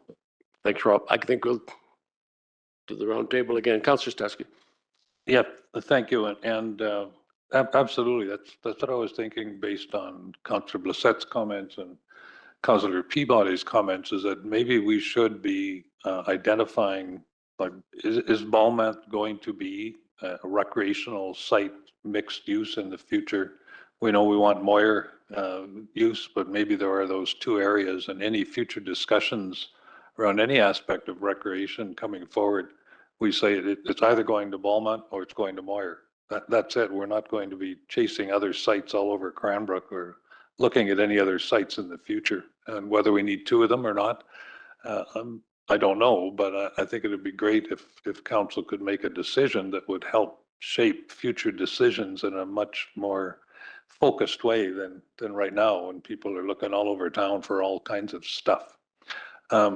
And if it gets located at Moyer or at Beaumont itself, and if the former library site is the right site, I'll just say again, I think that would be a really good spot for the daycare, if it'll fit on that particular site and we're not using up any additional green space by putting it there. Councillor Peabody. I have nothing left to say. Thank you. Okay, thank you. Councillor Brissette, nothing? Councillor Ray? What I would like to add, though, that one of the things that came up at Regional District on Friday at the hospital board was when the nurses union was talking about the impact of a lack of daycare on healthcare in this community. And because there are not adequate daycare spaces available, that's not allowing nursing and doctors to work here. So we really need to be working with school district number 5, because it is under their mandate with the Ministry of Childcare to provide this, and that their school facilities are the ideal facilities for daycares. It isn't on, I mean, we came into this because they weren't. And so I'm not as I do think that it's on school district number 5. They are a huge landowner in town, and it is logical for them to proceed with that. So I think the nurses union was going to get a hold of them to talk about their impacts, just to convey the urgency on that. So just some information. Thanks, Norma. Councillor Ray. Thank you, Mayor. Just a quick mention, these nonprofits that have their facilities for their particular activity, certainly part of it is, they run their house leagues and their rep programs and everything. But so, for example, with KISA, the schools are making really good use of that facility. Like classes are going there, they're booking it as an option to get out of the school and go do something different. It's the same with gymnastics. School classes booked to go to the gymnastics. So just want to make sure everybody is aware of that, these are nonprofit groups that do some of their own programming, but also there is that public access through school programs.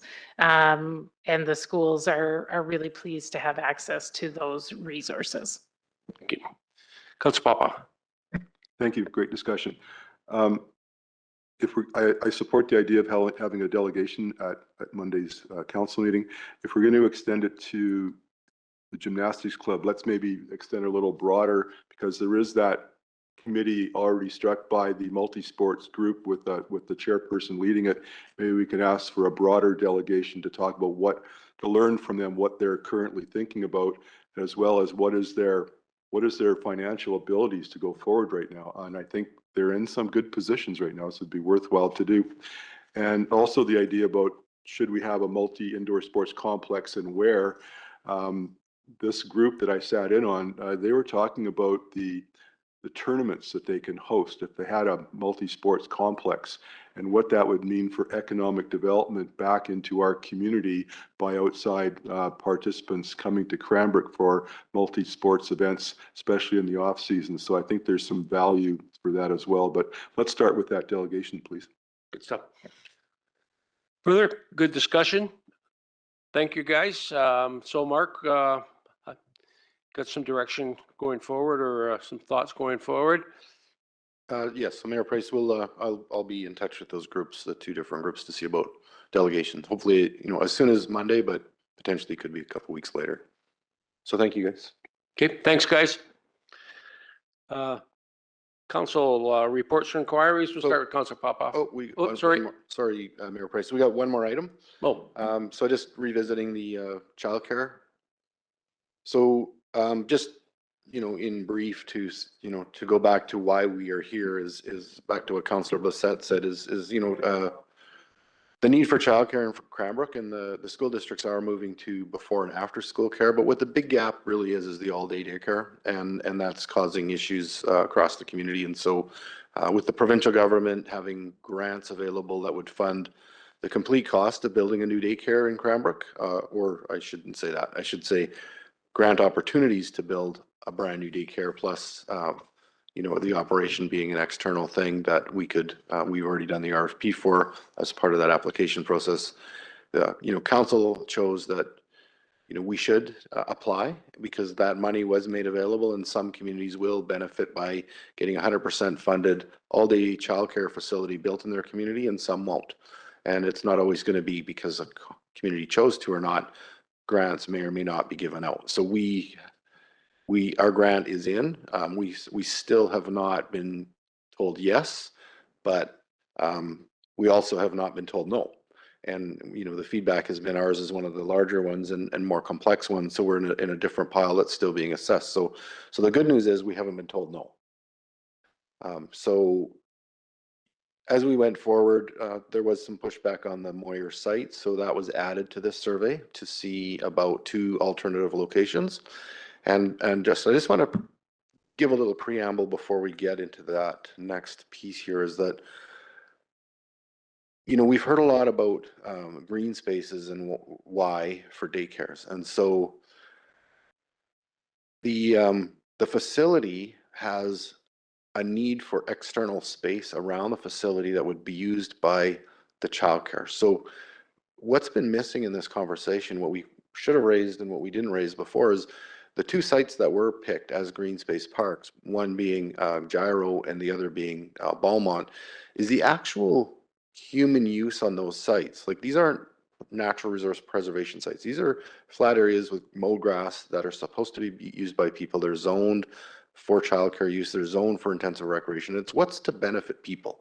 That's what they're for, is to benefit people. How many people are getting a benefit from that green space? So what I noticed, what we missed in the public conversation before, is that if you drove by Beaumont any given day, or you drove by Gyro any given day, you'll see very few actual people using those green spaces. It's a fact. I know there's people will say a lot of things about that, but that is the fact. If the childcare facility was built there, what you would have, it's 123 children daily using that green space, which is considerably more than the amount of people being able to use and take advantage of that green space today. So that was the purpose behind the location. It's not, that's why locating it in a parking lot doesn't work. And so the spaces around it being green spaces is really important to the application. So that's why they were set up that way, and why we, that was a miss, and how we've communicated that. So I just want to make that point. And lastly, is we did talk to the province and said, look, we're having some conversation about potentially another location. What they told us is, that's fine, but just know that if your application has changed significantly from what you have submitted, so if the site doesn't look like similar to Gyro, because that's what the scoring committee has scored us on, if it looks completely different, then it gets pulled and it goes to the bottom of the pile. So we may lose out on that. So if we go back to them with something that's very similar, they may be willing to switch and still consider us. If it's completely different, we'll probably be out of the race. So that's just where we're at with the provincial government grant. So I'll just leave it at that for now. Could you flash that slide up? So this was the public survey results when we looked at the two sites. We asked the question if folks would prefer the Beaumont site or the Gyro site. And, there is a number of benefits for the Beaumont site for the children to be able to access things like the pool, the Kisa Dome. There's a lot of skating, I don't know if gymnastics comes there or not, but it's just a really nice site for access to a lot of other things other than just the green space around it. So that is 54% supported the Beaumont site and 31% supported Gyro. And, there is some benefit to Gyro in that end of town had very little daycare coverage, whereas the further you get to the center and to the northwest of town, you've got a little more daycare coverage than you do way out on the Gyro end of town. So I think that might be where some of the support is just proximity. But I'll just leave that with council now, and we can talk about if council would like us to formally change the location. We could do option 1 Beaumont B and talk about refurbishment of the library site as an option, but I just caution that there'll be some extra costs in getting that cleaned up and turned into a green space and make it look like the other site. And I don't know if we can or can't do that. I know the Beaumont site would be similar to the Gyro site. This other one, I'd have to ask the question. Thanks, Mark. Okay. Yeah, I find that interesting. I'm just wondering, it's too late to add anything to our submission, is it? I find it interesting with the nurses union, what they're saying there, and the provincial government's responsible for daycare, and here's the nurses and the doctors saying, you know what, we can't staff our hospital, because you would certainly think that would certainly add to our proposal, wouldn't you? That they'd make it sort of a priority. And again, Belmont would be an ideal location for that on their way to work or whatever. But yeah, I find that interesting. Councillor Papa. Thank you. It's not just the nurses union, but the East County Division of Family Practice. They're the ones that are doing the recruitment for physicians, and they've made it very clear year after year after year, one of the limiting factors is the lack of childcare. And it is putting Cranbrook in a negative position when they're recruiting all medical services. So Councillor Bassett and the union is very correct. With respect to the childcare in the survey, I think for what you were saying, Mark, we have to keep with our initial application for gyro because we don't want to have to go and get revisited and then get bounced to the bottom of the pile again. So let's keep gyro. Should we then get awarded the contract, then we can see what the rationale is for maybe other suitable location without losing the application process. And maybe not on the Beaumont property, the green space, but maybe that's where, if it goes the right way, we could put the daycare where the old library site is. I think that would be a logical location. And then they still have all of Beaumont and all the other aspects to utilize, should we be allowed to get the grant money to put it there. So rather than the Beaumont green space, the old library site, and then just relocate some of the playground equipment for that purpose. With respect to the survey, and I've said this before, I think we're misrepresenting what the actual footprint would be for the childcare and the parking with respect to what we're showing on Gyro Park. I think what we originally, and this might have been what we applied for, but I think the intent of what we talked about was putting the actual footprint of the childcare right towards the pickleball. We're going to be taking out that and repurposing the public washroom site there as well. So on the drawing, it would slide back towards the pickleball, not utilizing all the tree and green space to the far left. And also, daycares do not need a huge parking lot. They drop their kids off and they go. They don't stay there for the whole time. So we can minimize the footprint of the parking lot.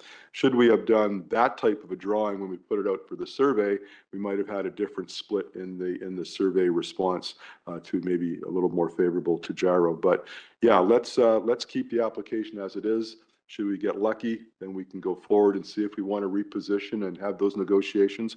But I think we're on the right track. You, Councillor Ray. Thank you, Mayor. My understanding is if we needed a council decision on how we're going to approach our location in our application, that would come to a council meeting for a decision from the group. So if I would look forward to that coming to a council meeting for a group decision.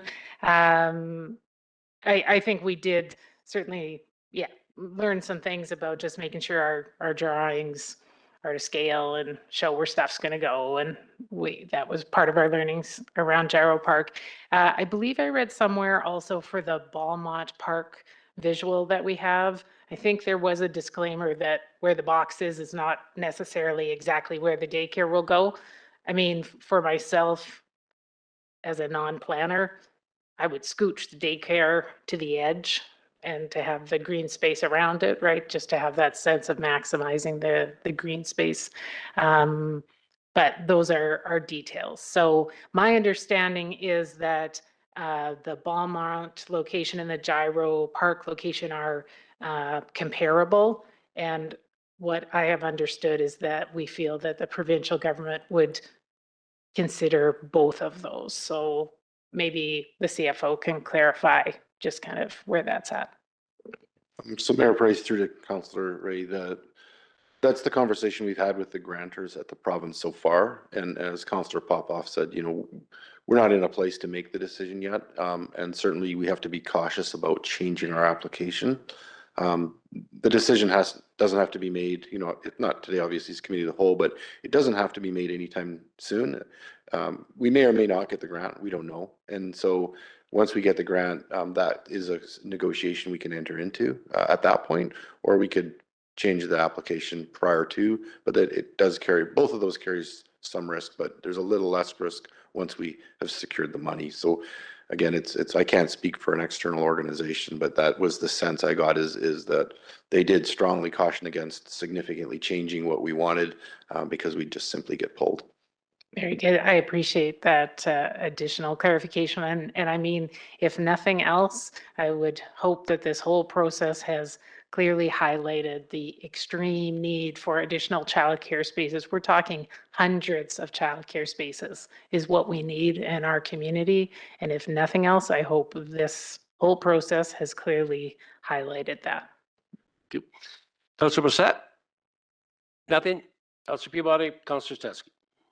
Yeah, thank you. I guess we'll have to leave it to your good judgment in terms of what the best approach is, because I'm not particularly comfortable that getting funded for gyro and then going back to them after that and saying, no, we want to go somewhere else, would lead to a positive outcome. But, horse and cart thing. But perhaps through some of your conversations offline, you can determine the best approach.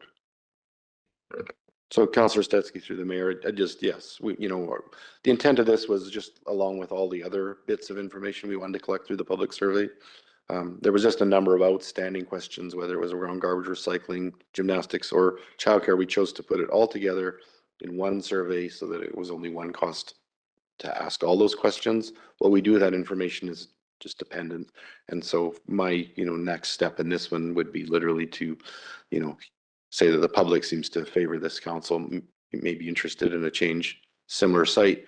What do you think in terms of when should we ask that of the province and, get that feedback? That'll be about as far as we'll go with this right now.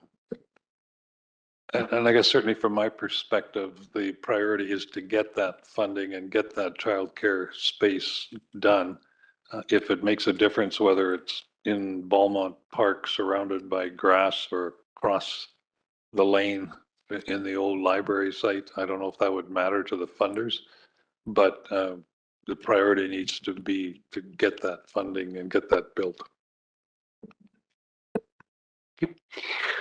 Okay, we'll wrap her up. Councillor inquiries or reports. Councillor Popoff, Councillor Ray, Councillor Bassett, Councillor Stetsky. I have a couple of quick things here. Matter of business. Our Fire and Emergency Service Department responded to 2 separate incidents outside their jurisdictional boundary. As per our fire services bylaw, I provide the following notice. At 14:08 hours on Thursday, June 5th of this year, I, Mayor Price, authorized Cranbrook Fire and Emergency Services to respond outside their jurisdictional boundaries at the request of Chief Driver. This mutual aid request was made at the official request of BC Wildfire Service to attend an interface emergency near Fort Steele, where their staff were believed to be at risk due to the location and danger of the materials burning. Additionally, at 13:06 hours on Tuesday, June 10th of this year, Cranbrook Fire and Emergency Services responded outside its jurisdictional boundaries to action an incident that was imminently threatening those properties within our jurisdiction. In both instances, the fire department covered off their municipal responsibilities prior to leaving their jurisdiction. As required in Fire Services Bylaw number 3676, section 3.2, I'm informing council at this next meeting of council. That's all we have. That being said, can I get a motion to adjourn the meeting? Councillor Stetsky, Councillor Ray, all in favor? It's adjourned. Thank you.